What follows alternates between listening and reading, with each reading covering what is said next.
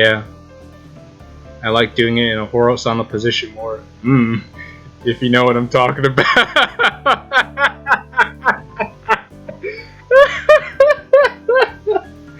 Oh, I definitely know what you're talking about.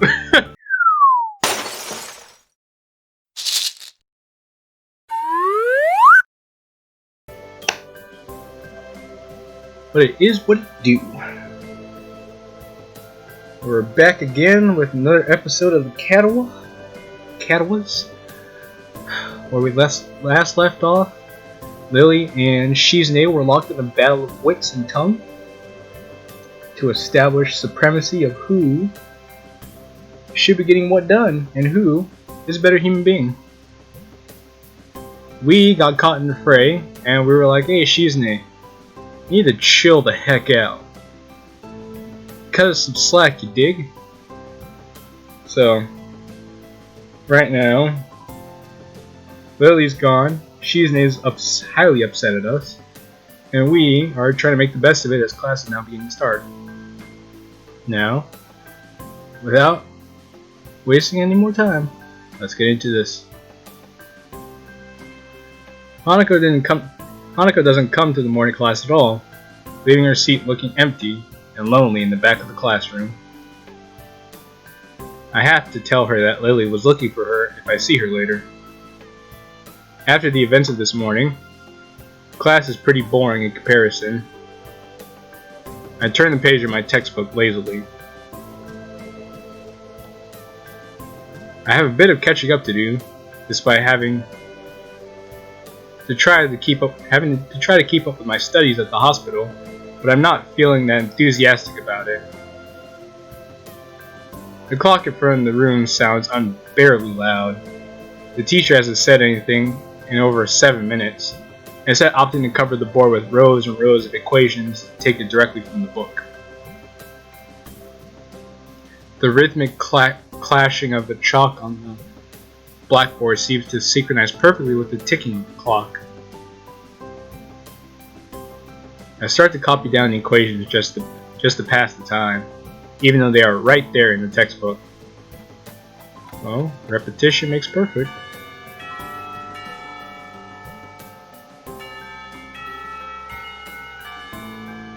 When the bell rings, I'm not in a hurry because I have nothing to do.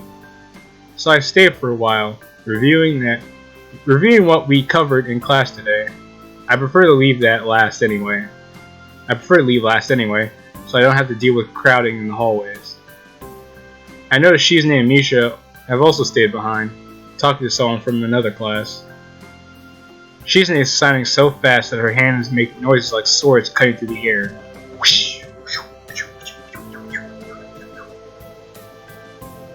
Maybe there is pent-up anger in there. I'm not trying to be a part of it.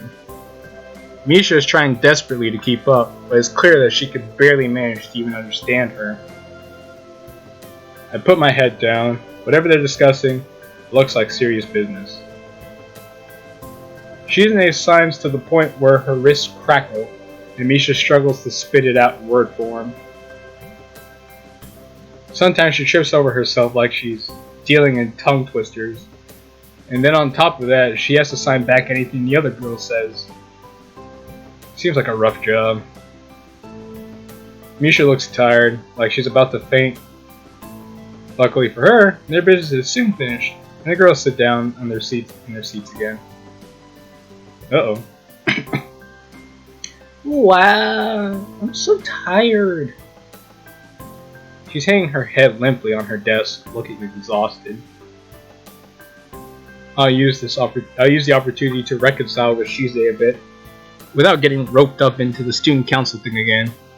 Though I suspect that door is closed for me. Festival preparations must be tough for you. Indeed. The people in the school seem to be taking the festival very seriously. Whenever I see people idling around before and after classes, they're always talking about their plans for it. It's kind of neat to see everyone being so enthusiastic about it. I'm probably the only one who doesn't have something to do. Shizune scoffs at me at first. as if to decide whether to ignore or sneer at me. But in the end, she starts signing without doing either. Misha perks up, looking at her hands with slightly unfocused eyes. Dots. She signs with harsh, heavy, drastic strokes. Misha translates her signing into speech for me. She does it so well, it's almost like Shizune is actually speaking, transmitting her thoughts directly through Misha. She must have practiced it vigorously. Well, let's hear what she has to say. Oh, of course! We're in the student council. You know, we're in the student council, you know, so we're pretty busy. Dots. There's an important duty of ours to ensure the success of the festival with all our strength. Dots. We would shame ourselves in front of the past student council generations if the festival were to fail. Dots. That's why there must be no flaws, I think that was encumbrances? No, nothing that might make the festival short of perfect. Yes, ma'am. Shizune's passionate speech and Misha's enacting are really odd fitting for them. Oh? Hello.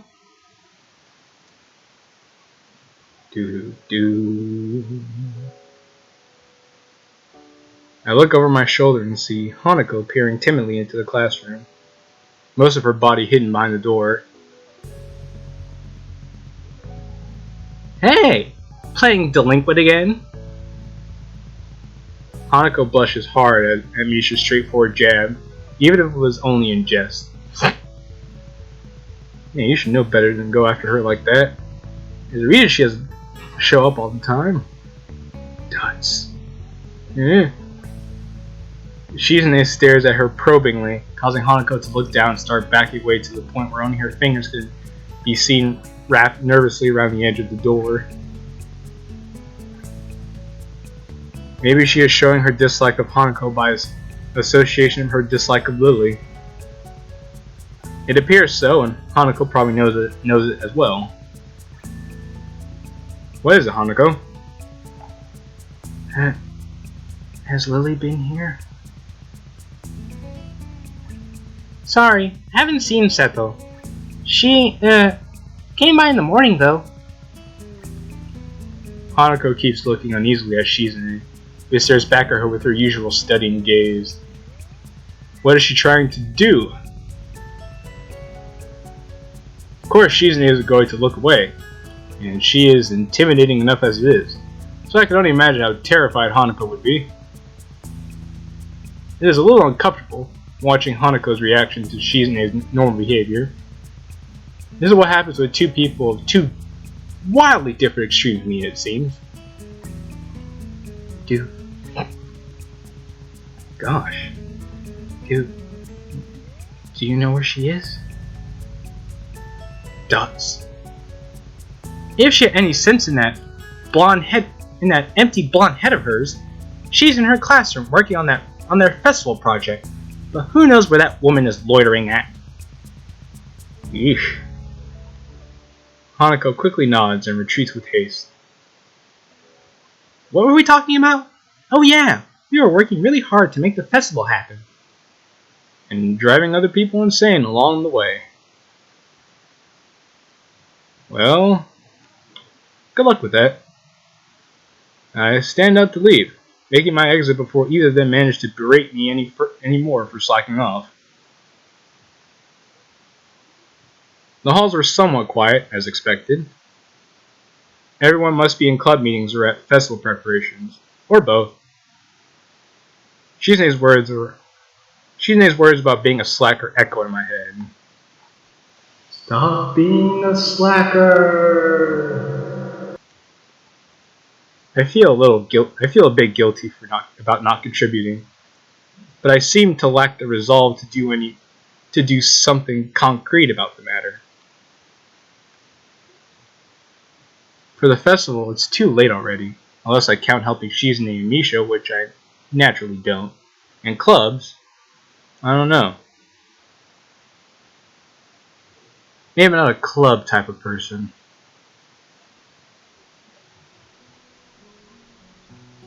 Moving on. Halfway through the way from the school building to the dorms, I spot a figure in front of the dorms. I wonder if it's our favorite resident painter. It's Rin. It sure is. It looks like she's working on her mural today. I walk over to her, but she doesn't seem to notice me approaching. She's sitting on an uptown box.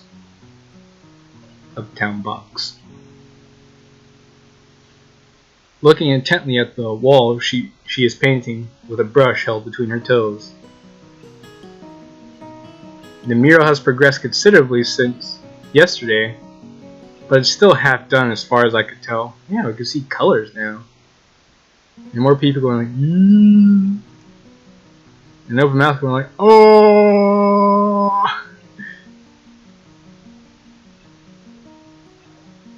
More colors have appeared, and the twisted human-like figures have spread and increased in number. I have to say, the style is quite eye-catching and very unique. Not that I would be knowledgeable about art by any measurable scale, but it's very nice looking, nevertheless. I clear my throat to get her attention, but not startle her so that her concentration won't break. Wait. She doesn't even turn to check out who it is. I'll wait. Says yes so nicely. Dots. Go. Dots. Dots. Ooh. More time passes. More dots. 15 minutes later. I decided that her concentration is indeed unbroken, and also that I waited long enough to warrant poking her gently on the shoulder to remind her of my presence. This dude sat here 15 minutes, just looking at her as she stared at the wall. Guess he really had nothing better to do. Rin turns her head mechanically to my direction, ended up staring directly at my crotch level. Oh, there she goes, checking out that tackle again. Oh, it's Hisao. She could tell? It's like, what? It's like, I could tell who people are just by looking at their tackle. I keep tabs on every boy in the school. I feel a lot less uncomfortable when she was looking at my face. An astute observation. Hard work, I see. By the way, my eyes are up here. Excuse you. The conversation starts as if I haven't been staying here for a quarter of an hour already. But it's not a concern. At least it starts. Looking good. It does. The layer of paint hiding other layers of paint, mixing and shaping the human figures, really creates an impressive look. But Rin looks miffed. You shouldn't comment on works in progress. 7 years of bad luck. And if you break a mirror while doing so, it's 14 years of bad luck. You'll be in your 30s by the time you get any shred of good luck. Sounds terrible. Guess I'll take it back then. Still, looks good. I wonder if I get 14 years of bad luck for thinking that. Rin turns back to look at her. But actually, he'll get 21 years of bad luck because he commented on it earlier before he said it out loud and he said it in his head. Anyway, Rin turns back to look at her painting and pokes it with a big toe. Could you mix some of this color? I am running out of it. Yeah, waiting there for 15 minutes, you're just gonna make demands out of him? She looks down at a half-empty bowl with the remains of the same pinkish paint in it. I don't really intend to stay and help her with this project, though. I guess I didn't intend to do anything much. Weird sentence. I look at Rin. She looks emptily back at me. Just this once. Rin picks up another brush and drenches it in another tone of pale red. There are dozens of similar bowls all around her working area. From the looks of this scene, she could have been sitting there for hours. I wonder if she has. That would mean she's been skipping school though, which of course wouldn't put beyond someone like Rin. I pour a little bit of white and red into the bowl, trying to match the color of the one already on the wall. I can't seem to get it right. It's really inconvenient of her not to mix enough in the first place. Getting it to be the exact tone will be impossible, but at least I could try to get as close as I can. So, speaking of hard work, isn't this a huge workload for you too? Such a big painting and all that. Oh, I'm not old and bitter enough to think like that.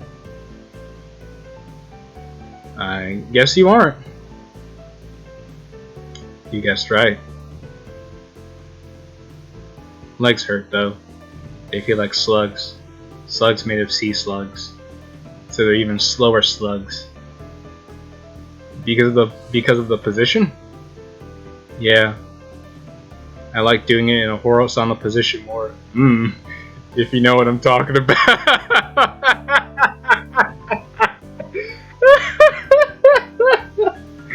Oh, I definitely know what you're talking about. Oh.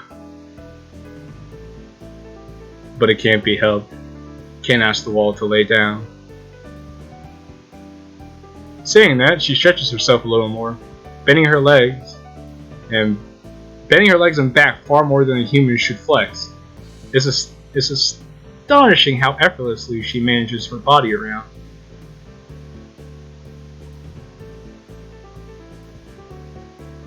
There's a small flinch on her otherwise blank expression, a hint of pain maybe, as she stretches out her calves. Rin must have stamina and dexterity far above a normal person to be able to live like she does. But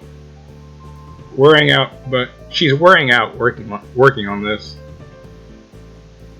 Why push yourself so much? Take a break or something at least. Continue tomorrow if it's bad. This gives her a pause.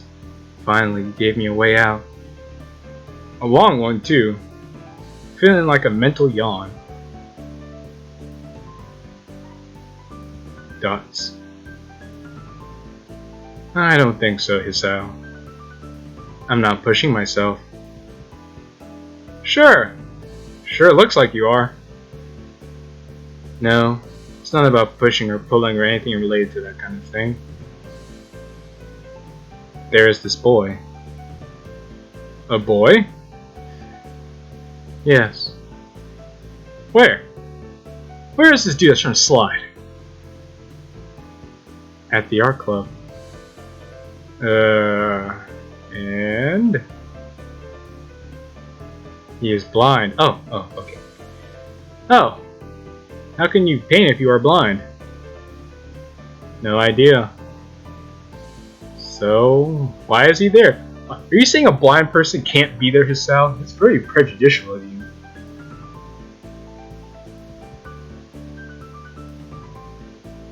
We're gonna have to throw all the is and isms at you until we could get you to act right.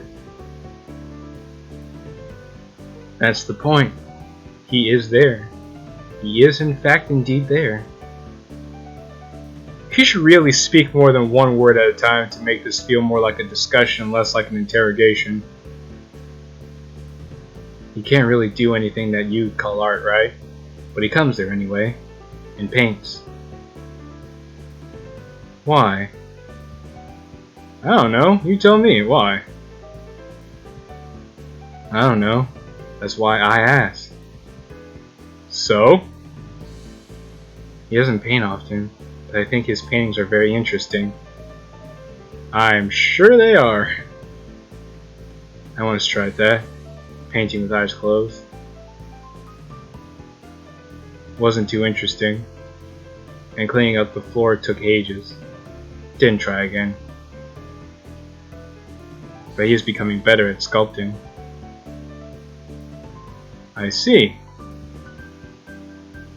Maybe she was trying to make a point with this.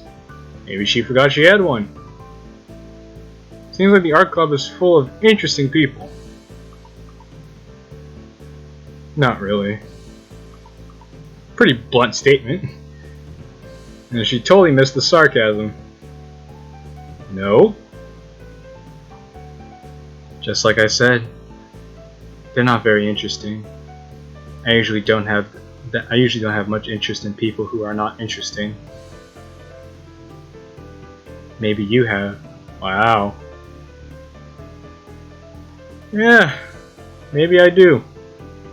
I just like boring people that waste my time. But that boy, he is interesting. Maybe I am like that boy. Or maybe you are.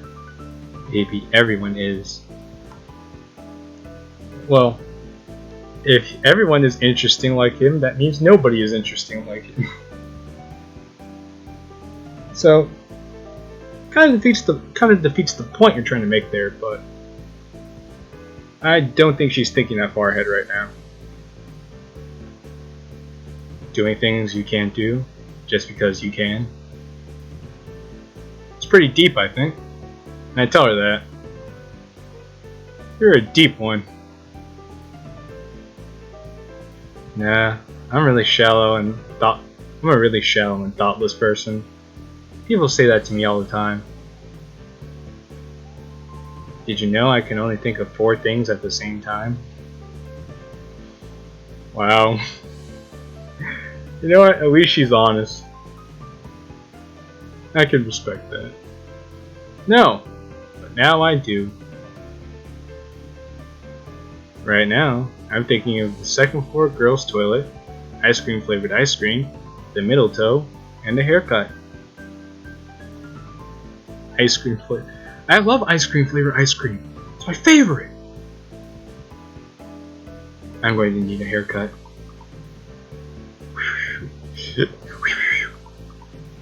She shakes her head around vigorously, letting her short and messy hair ruffle wildly around. I can see that doing that is something she likes to do. We fall silent as Rin treads around absent-mindedly, poking some brushes around. The thought about the art club sticks out of my head for a while longer. I feel like I'm treading on very unknown territory with art. The way these meetings with Rin go, it's as though I'm starting a smoking habit or something. I should probably stop talking with her.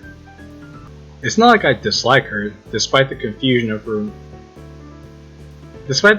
confusion her being herself causes.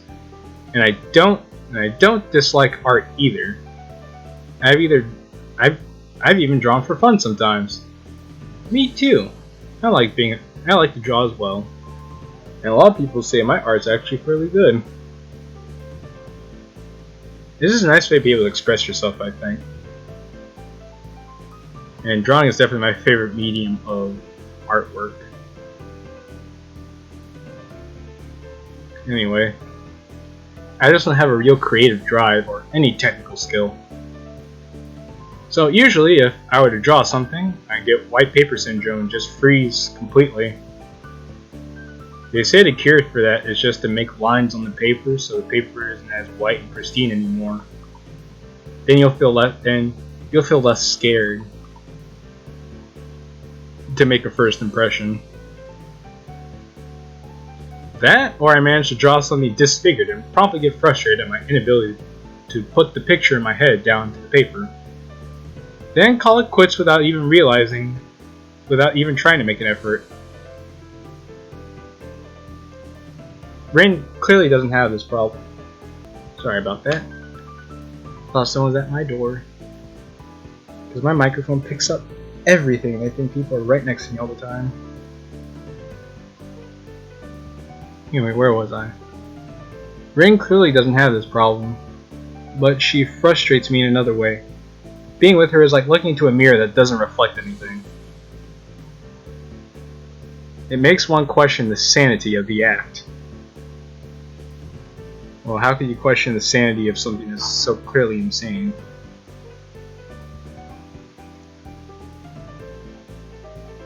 Rin sits down in her box, swaying from side to side, apparently comfortable with the uncomfortable silence. She is staring at me again, maybe over my shoulder. I can't quite figure out where her eyes are focused. Yeah, just keep thinking she's not staring at you, so. I'm thinking of leaving so that she could carry on working undistracted, and I could go do whatever I'm going to do alone. Not like I have anything that must be done today. Oh shoot. Who? Nobody. I just forgot to tell Hanako that Lily was looking for her. Do you know her? From my class?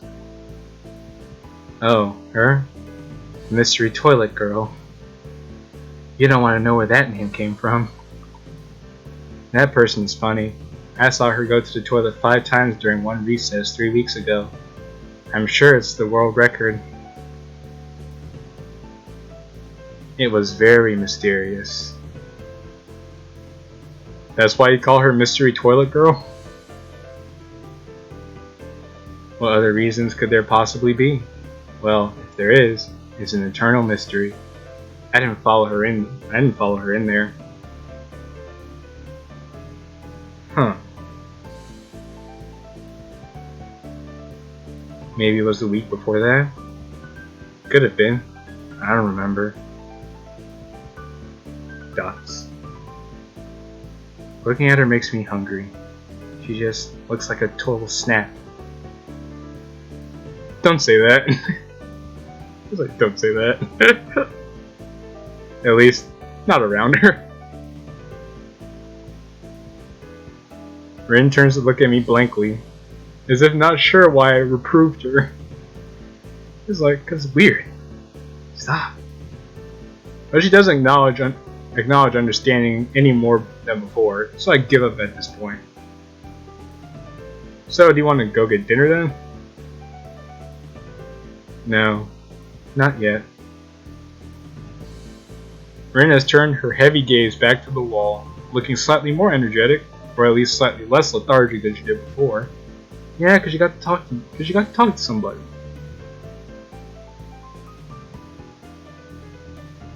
It's as if the wall is an opponent she has to vanquish. Something she must overcome before she can indulge in dinner. Yeah. This is the feeling I get. A weird sense of empathy overcomes me, and makes me smile a little to myself. For all her oddity, Rin is pretty cool after all. Then I'll be going anyway. Have fun! Rin has already grasped the brush and is dipping it into fresh paint, so of course she can't hear me anymore and doesn't answer anything, even if she does. Adhering to the nurse's nagging voice in the back of my head, I set my alarm clock to wake me up early enough to go jogging again. I made a promise and I am going to keep it.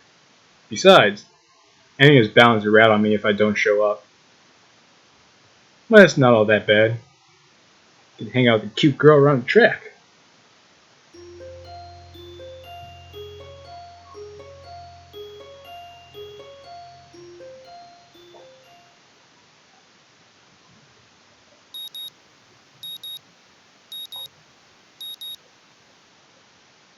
My morning alarm goes off and I flail about uselessly for a while until I can remember that I decided to give morning runs another shot. It's like,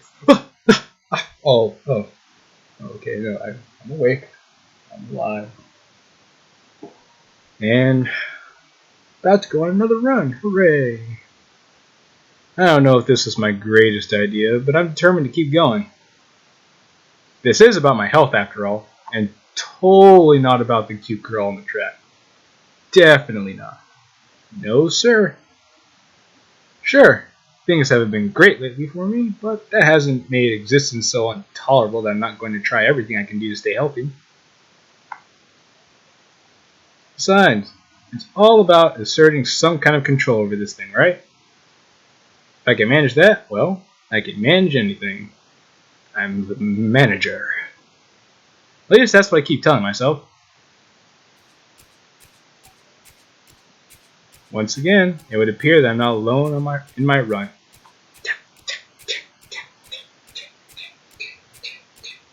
You hear the tacks like blades. Emmy has apparently been here for some time. It looks like she's already worked up a good sweat. Just when the hell does she come down here anyway? Oh, it's you. Oh, it's you. I'm surprised to see you again. Why is that? Well, not many people actually manage to come back for a second try. Because I'm just too gosh darn fast. I leave them choking on my dust. She frowns, seemingly annoyed by a passing thought. Like the rest of the track team, for instance. Still, it was only supposed to be on a volunteer basis, so it's not that big of a shock. And I guess it's pretty early in the morning. A shrug, and suddenly it appears as if she's forgotten what she's talking about. One-track mind, this one. The frown disappears entirely, and she seems to snap back to her previous train of thought. So, come along then. Catch a heffalump. Sit with me on a muddy club. We'll sing a song as days gone by. It's like, what? Huh? What did you say? You're here to run again, right? Well, yeah. So come on. Everybody, let's go. I find myself suddenly grabbed and yanked onto the track. It's like, ugh. Ooh, motion blur. Things seem to be set into mirroring yesterday's run. That is, I seem to be struggling while Emmy moves with an effortlessness that I find enviable. It's incredibly bothersome to be so easily worn out. I know that I should be patient, working toward things gradually, but it's difficult to stay positive about this. We round the track and start on our second lap. Emmy seems to have grown impatient, keeping pace with me, and begins to pull away. This is where I gave out yesterday. Will I be able to do more? Oh boy! I didn't think we did this part so soon. Oh shoot! Okay, so this is the part I was worried about getting to, and I still have so much time left. Let me just save here so I don't forget, because basically from what I remember, this choice determines whether or not we go out with Emmy or not. So if we decide to take it easy, we scoot off the track and we say goodbye to Emmy for the rest of the game. But if we say go for it, well, we go for it and then we see what happens there. I remember I was debating about this for some time, but I'm pretty sure I already said earlier I was going to go for it anyway, since this is where we want to go, or this is where the game's pushing us to go, and it makes sense in a story development kind of thing. So I think Emmy will be first girl. I didn't want it to be like this originally, but narrative-wise, I think it's the best choice. So Emmy is first girl. What am I doing here? Am I really just gonna fold and let Emmy pull ahead? I'm so gosh darn tired. I speed up. The second lap's done quickly. Without even considering it, I keep going. Emmy looks back over her shoulder at me and grins. Still going? Wouldn't want you to think I'm out of shape. couldn't leave you on Hisao's track. That would just be too cruel. Whee! Emmy laughs without breaking her stride, no less, and speeds up even more. Well, if that's the way we're going to play things, huzzah! I increase my own pace as well. I can feel my lungs burning. My legs are starting to question just what the hell I think I'm even doing here. What kind of guy you are, running around this track? Lactic acid screams in my muscles, but I close my ears. I'm not listening to you, lactic acid. I must keep going behind this beautiful girl. She needs me. I can't let myself fall behind, because that would be a loss. We're not taking L's here today, boys. The rational voice in my head implies mildly that we just started playing a game.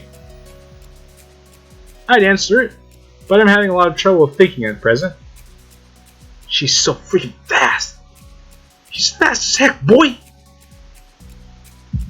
How does she keep it? It's like a string pulling at my chest, a choking feeling of narrowness and pain. Before I could think of anything else other than, oh shit! The track disappears from under my feet. Yeah!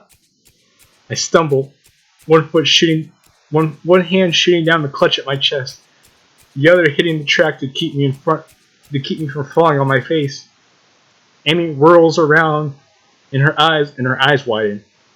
Hisao! She yells at me, sprinting from the other side of the track. What's wrong? Nothing. Just no. Keep your breathing steady. Calm down. Don't panic. Don't panic. Do you need me to get the nurse? I close my eyes, shutting out the outside world, blocking out the haters. My heart struggles to regain its rhythm. Slowly, the pain in my chest begins to subside. Soon it's gone like nothing happened. It was... nothing? No. Something happened there. Otherwise I wouldn't be doubled over like this in utter pain. I open my eyes again and glance at a very worried Emmy. I think I'm fine. My voice sounds weird even to myself. Oddly even and matter of fact. It made Emmy frown. I don't think you are. She seems to come to a decision and nods to herself. Right, you're coming with me, young man. You've got to see the nurse. Emmy grabs my arm and drags me up. I feel a bit wobbly, but I refuse the shoulder Emmy offers for support. Honestly, I'm a bit ashamed of my own weakness. I'd really rather not have Emmy concerned about me, but it seems to be too late. Heck, I'd rather not have anybody concerned about my condition. But, though, at this point, it seems too late for that as well. I'd rather just be able to deal with the whole thing on my own, without being a bother to anyone else. Well, it's too late for that, big dog. While I'm wishing for things, I'd rather not have this condition in the first place. Just thought I'd put that out there.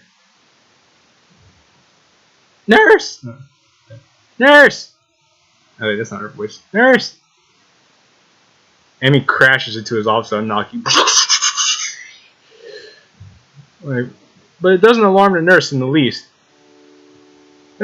Good morning, sunshine. What's up? Sunshine? Anyway, he calmly sips from his coffee mug, but lays it down after following Emmy's gaze to me looming in the doorway.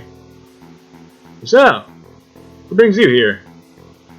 Yeah, the good thing about Emmy's route is that we get to see more of the nurse and hear the sick, nasty beats, yo. We were running and you stumbled and you grabbed his chest and I thought he'd come and get you and make me it's like, easy there, Emmy. Calm down. Calm down. You're speaking too gosh darn fast. I can read all of that, but they skipped over it for a reason. So, what happened? I don't know. We were running, and my chest started hurting like that time before, but it went away after a few seconds. It was just a flutter or something. The nurse frowns, as if to say that just a flutter is some kind of oxymoron.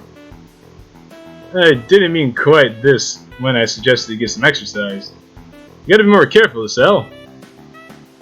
Yeah. You should have slowed down, take it a bit easier. But he was trying to go after what he wanted. And sometimes when you go after what you want, consequences be darned. I was being careful. I just, come to think of it, I just got into a race with a member of the track team. It doesn't seem as well reasoned as I thought it would be. It was like, yes, me, an inexperienced runner with a heart problem, trying to go after a very heart-healthy, nubile, attractive track star. Yeah, makes perfect sense in my head. You just what? That is, I was racing Emmy. Yeah. Emmy, is this true? Have you betrayed my trust? Emmy fidgets, looking adorably contrite. Well... Finally, she can't seem to bring herself to say it out loud and merely nods. The nurse sighs and rubs his forehead with one hand tiredly. Emmy, you gotta be more sensitive to the limits of others. I don't know if he told you, but Hisao has a bad heart, and getting him to race you was incredibly irresponsible. It's also incredibly irresponsible for me to be breaking HIPAA violations like this by telling other people your health conditions. Actually, I started it. I'll take a hit for you this time, Emmy. The nurse was stunned at my statement. You what? Are you kidding me, you freaking dumbass? We were just racing and Emmy started to pull away, so I sped up to catch her. The nurse stared at the ceiling, mutters a prayer of patience to some god or another, and looks down at us both. So you're both stupid. Good to know. That's a comfort, I guess. Now, come on, Hisao. We gotta make sure your heart doesn't... Gotta make sure your heart's not going to explode or something. I dutifully obey and follow him to the adjacent room where we ascertain that I am, in fact, not going to keel over and die. Otherwise, this game would be over. So, how does it feel? I don't know. Nothing much. Tired, but it might be just from the exercise. You should stay here for a few hours and rest, and we'll see how you feel after that. I am not going to object, so I lay down on the infirmary bed. A few hours pass. A thoroughly miserable Emmy comes in after getting an earful from a nurse in the other room. I couldn't hear what he said through the closed door, but I'm sure it wasn't pleasantries. Look, I'm really, really sorry. I should have been more careful. Hey, you did know it's not your fault. She looks awfully down and sorry. My reassurances don't do anything much to cheer her up. I want to make it up to you. Oh, okay. Oh, alright. Again with that decisive nod. So you have to come to lunch with me. Oh, okay. It's just lunch. Alright. Alright, lunch is cool. I'll bring it for you, okay? Something really, really good. I'm like, oh, okay. I start with the you don't have to, but then shut up and just nod when I see her face. Good. Oh, boys think this is going to be the start of something wonderful. We'll meet on the roof. We? Yeah, the weather's nice. The weather's nice now, so the roof's a great spot for lunch, you know. I see. You'll come, right? You wouldn't deny me the chance to make it up to you. Of course not. I could not miss such a thing for the world. Great. See you there. Oh, she is so cute. I stay afloat somewhere between asleep and awake, completely feeling drained. Not only my body, but all of me is limp and paralyzed, apart from my senses. I swallow with difficulty and then try to lie as still as I can, which in this state is not very hard to do, as I'm already lying still in bed. The nurse is shuffling around on the other side of the curtains as he drew to give me privacy. I can see his shadow shifting in the sunlight. He has opened the window to his office. It's windy outside. The clean white curtains flutter in the breeze in a heavy, lazy motion, like waves. Light sifts through them slowly, half absorbing into the fabric. I close my eyes and go to sleep. The breeze on my face feels like a soft fabric of the curtains. I listen for the sound of my heartbeat for a moment, trying to shut out the sound of the nurse tapping away on this computer and my own heartbeat and my own heavy breathing. It's steady.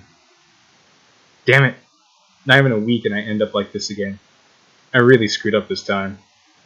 I should have been better. I should have known better than to play the half-baked sports star in front of the real one.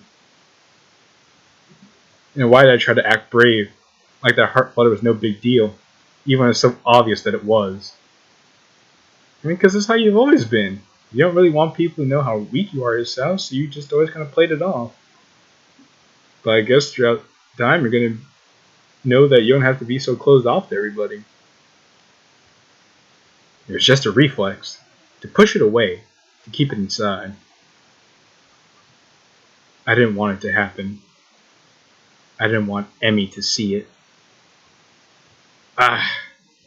Stupid news. Oh, stop. My apologies. Anyway, where was I? I have to be more careful, or I'll end up in a hospital again, or worse. That's my final thought before I give in to the tiredness.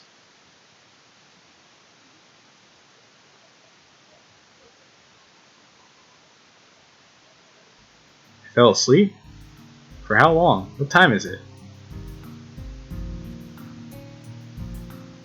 I feel a little lightheaded and I keep blinking compulsively.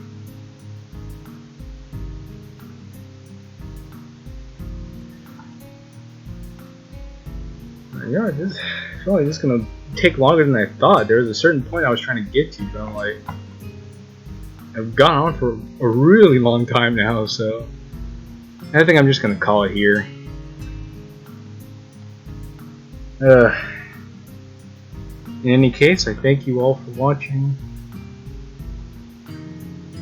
Be sure to gently caress that like button, give a loving tap to that subscribe button, glean your opinions into the comments below. And I just want to say it's been fun, it's been real, it's been your boy. Ciao for now.